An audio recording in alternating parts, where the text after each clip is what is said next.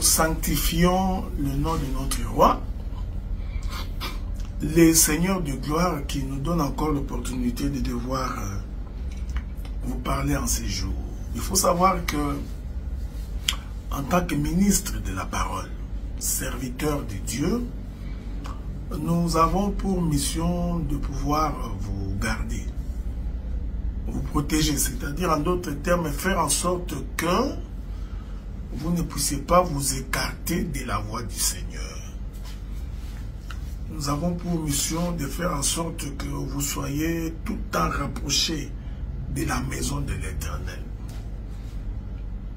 Voilà pourquoi les enseignements que nous donnons, les différentes interventions venant de notre part, c'est dans les soucis que vous ne soyez pas emportés par tout vent de doctrine.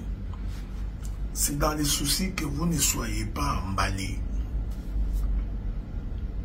Notre souci est que vous demeuriez dans la présence du Seigneur. Alors, parmi les éléments que nous allons devoir analyser pendant ces courts moments,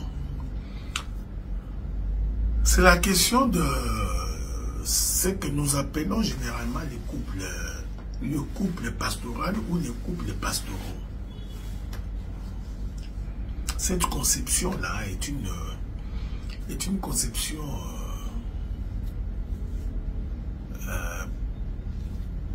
qui ne marche pas selon la doctrine du Seigneur. C'est une conception qui n'est pas conforme à la pensée de Dieu. Cette manière où les femmes de pasteurs interviennent dans la décision ministérielle. Ils interviennent dans la gestion quotidienne de l'Église. Voilà pourquoi, lorsque le Seigneur appelle Aaron et ses fils, donc les fils de Lévi, lorsque Dieu les appelle au sacerdoce, Dieu dit, vous me mettrez à part Aaron et ses fils, donc Lévi, pour qu'ils soient à mon service. Et je voudrais vous faire remarquer que les sacrificateurs, dans la majorité des cas, étaient mariés.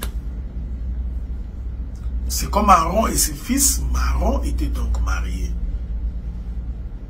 Mais nulle part dans les Écritures, je suis d'abord dans l'ombre, parce que j'y toucherai également la réalité, nulle part dans les Écritures, les femmes de sacrificateurs sont allées mettre la main dans la gestion du temple. Ici, c'est très important. Je ne parle pas des dons, des dons de guérison, dons de miracles, des visions, des prophéties que les femmes peuvent avoir, qu'elles soient une simple sœur ou qu'elle soit la femme d'un ministre. Elles peuvent avoir des dons, chanter en l'honneur de l'Éternel, imposer les mains aux malades, les malades seront guéris. Ici, nous parlons de la gestion de l'Église. Les gens qui gèrent la maison de l'Éternel, donc les sacrificateurs, tout en étant mariés, leurs femmes n'intervenaient jamais dans la gestion de la chose ecclésiastique. On ne peut pas changer le modèle. Même si on aime bien sa femme, même si on aime bien sa partenaire, on ne peut pas, pour lui faire plaisir,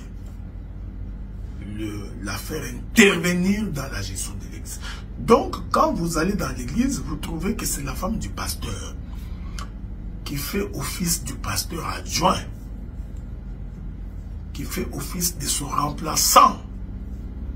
Il faut sortir de cette église-là. Quand vous allez dans une église, vous trouvez qu'il y a une chaise devant où le pasteur est assis avec son épouse. On croirait que l'église est devenue leur boutique.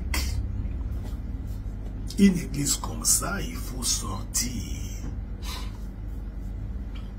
Quand la femme du pasteur prend des décisions sur les autres ministres de la parole qui sont dans l'église, sans respect et sans considération, lorsque l'on craint la femme du pasteur bien plus que Dieu, bien plus que son mari, une église comme ça, il faut sortir. Ça ne prend pas une réflexion. Je suis d'abord dans l'ombre, dans l'Ancien Testament, aucune femme d'un ministre, d'un sacrificateur ou d'un lévite n'est intervenue dans la gestion du temple. Que la paix de Dieu soit avec vous et que Dieu vous bénisse. Nous allons toucher la réalité maintenant.